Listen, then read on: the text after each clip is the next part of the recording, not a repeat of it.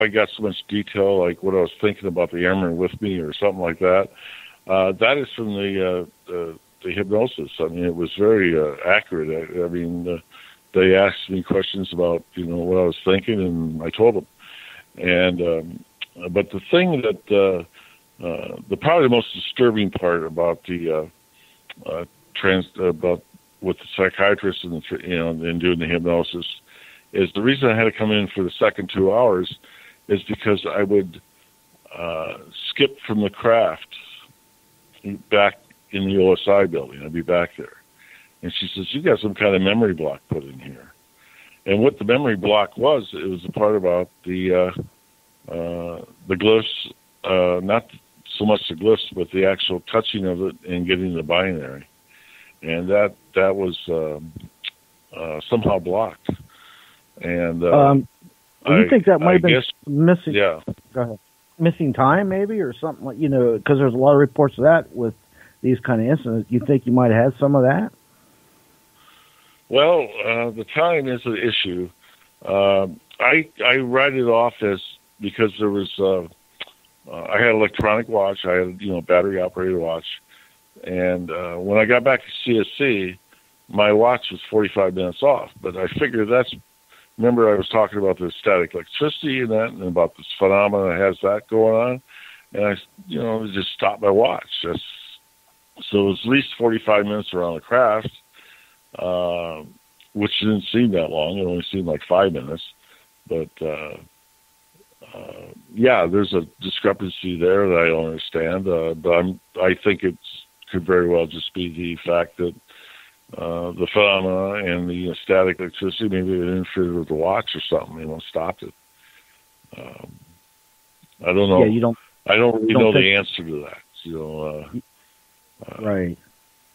The reason I ask, because a lot of people, they when they're abducted, they have missing time, and I got to ask, do you dread night sometimes, or even bedtime? Maybe just dread it. I used to. I tell you, after about 39 years, it gets better. It used to be I used to have the nightmares and the trauma would be every night. And now, I might go a week, I might go a month, without dreaming about it. So it's a lot better than it used to be. But, as far as abduction, no, I was there all the time. I remember everything, I was there. Now, Jim, I got to ask you, did you make contact at all when you were writing the books at all with the other two persons that were with you at in the forest? We used all their direct testimony in the book, all of it. It's in all the endnotes. It's their direct testimony. And the other thing that makes this book unique is the people that were actual contributors that we're talking to was General Williams, retired, and Colonel Conrad and Colonel Halt. And so we had those guys we were talking to, and of course I contacted like Sergeant Coffey and those kind of guys, and but these and then Monroe Nevels, that was the other person, and yeah, we have a lot of contributors to the book. Oh, sounds like it. Now again, to your two guys that were with you in the security, what did they remember? Or they don't remember anything. They because they were whatever they were in the days. Yeah, but Kabanzak remembers everything from his vantage point. The one that doesn't remember, I don't really understand it because I was Burroughs. 2 days later, we're in Colonel Halt's office, and he's talking like a magpie. He's just saying everything I seen. And now today, all he remembers is lights. So I don't know what happened to him. I don't know if it's some kind of safety thing within his own conscious, or he just don't remember. I don't know what the situation is with him. Now I want to go back to those lights that were moving around in the forest. Did they go towards the base at all, or this were they contained to the forest area? Contained to the forest area, and then they went out. See, we were only about 4 miles, maybe 5 miles from the North Sea, so it was a forest area. Then they headed out toward the North Sea. No, they weren't on the first night. On the second night and early the third morning, with Sergeant Nevels and Colonel Halt, they were around the Rendlesham Forest area too, and into the field area, but none of them were toward the base at all. But one of the interesting facts that came out about this is with the book release, we got in contact with another witness that worked in the comm squadron at headquarters, comm squadron, and they received a down-channel message from the Pentagon, obviously, put in the change in DEFCON for the time that the incident was happening in Europe. So we're getting more and more information in all time, and that was verified. So it's amazing what the military that have come out since this book release and have contacted me. I mean, they're all from their different vantage points. I mean, like the comm squad, he was in Greece. They're all over, and they're adding to the record of this incident. It's really fascinating.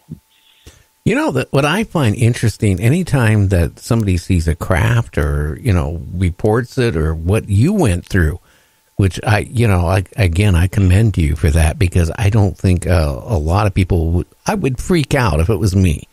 I mean, I had a bad enough experience in the mid-'70s with something out of this world. And I'll tell you, it didn't really shake me up right then and there, but it did later on.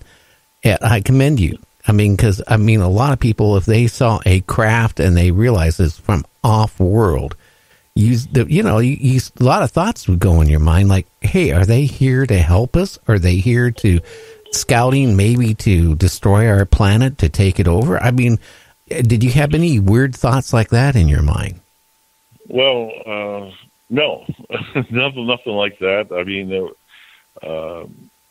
It's obvious it's not, they weren't hostile. I'm here to talk about it. So there's no hostility that way. It was benign. Pretty much the craft was. There's just nothing that would make me think that. I tell you what, I don't really, some of this stuff with the trans, interdimensional, we believe that because of what's in the message, and the way the craft is, by the way, the craft has markings, it's triangular, the binary was in English. We believe that the interdimensional travelers is probably us from the future. That is what we believe. That's one of our theories. So to say that we're being contacted by aliens, no. That's one thing I have never done. It's never used the word UFO or alien or nothing like that. There's no indication any of that was from, off-world like that. But I don't know if I'm really explaining that too well. But I do cover it well in the book. And it took a lot of time to find the right words to describe this. So we do have our theories on it, though. One of the things that one of the reasons we believe that is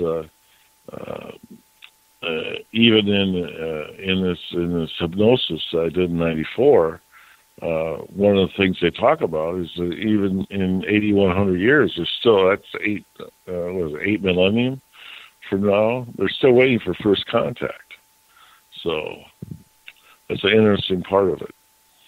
Interesting. Now, where can you find your book at? Where is it available at, Jim?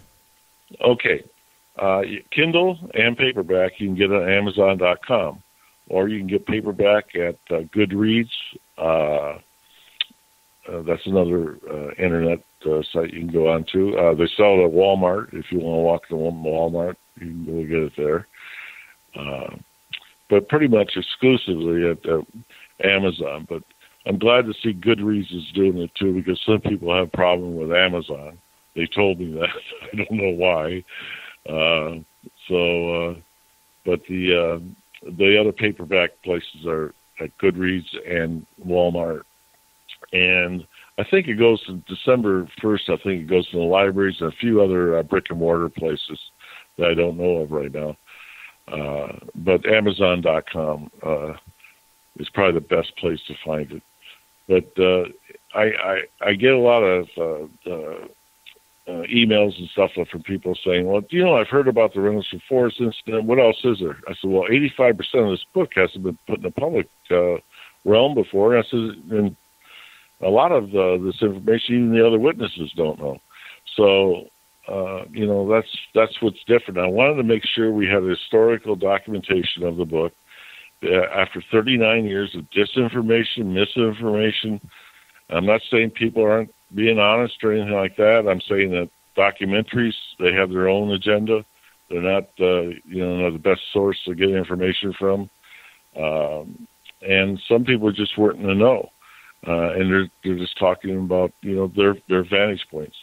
Some of the vantage points that we talk about in the book is like with Airman or Sergeant Bertolino. He was on Bentwaters. Him and Sergeant Hall, they actually seen the landing. So I never seen the craft land. I mean, but so everybody had. It's a mass sighting. I mean, we had on the first night we had over 80 people see this, including civilians. So. In a mass sighting, everybody has a different perspective of where they were at and how to look at it. Well, it sure backs up the story. Hey, Jim, our time is up. I want to thank you again for serving our country. That means a lot to, us out there. And again, you can find your book on Amazon. You can find it at Walmart if you want to walk in and get it. And what was the other place you can get it at? Goodreads, that's more for like the British and that, but I think Amazon is probably the most convenient way to get it. And I tell you what, it's a really good gift to give out for Christmas, especially if anybody is interested in the Rendlesham Forest case. Oh, yeah. Now, do you have a website before I let you go? Yes, it's the RendleshamForestIncident.com. Okay. Well, yeah, we do have one. Yeah, that one there has everything on it. Darren DuBois is the webmaster for that, and there's just all kinds of information on it if you want to go further into it. He's got everything in there. It's a pretty good source. Yeah. Well, hey, Jim, again, I want to thank you for coming on Night Dreams Talk Radio After Dark. And, hey, go ahead and email me that type of medicine. That way I can get a hold of my doctor. I'm tired of having bad dreams. Okay, my friend. Well, thank you for coming on. You take care. Thank you, Jim. Bye-bye, James. Hoping for what's true. I'm trawling for honor in this shadow.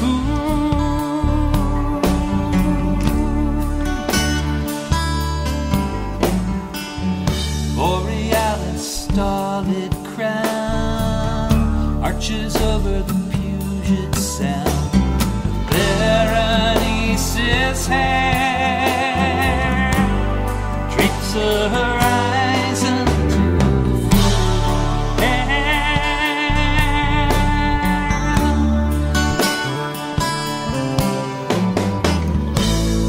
There is my lucky star tonight, the seventh sister of the Pleiades,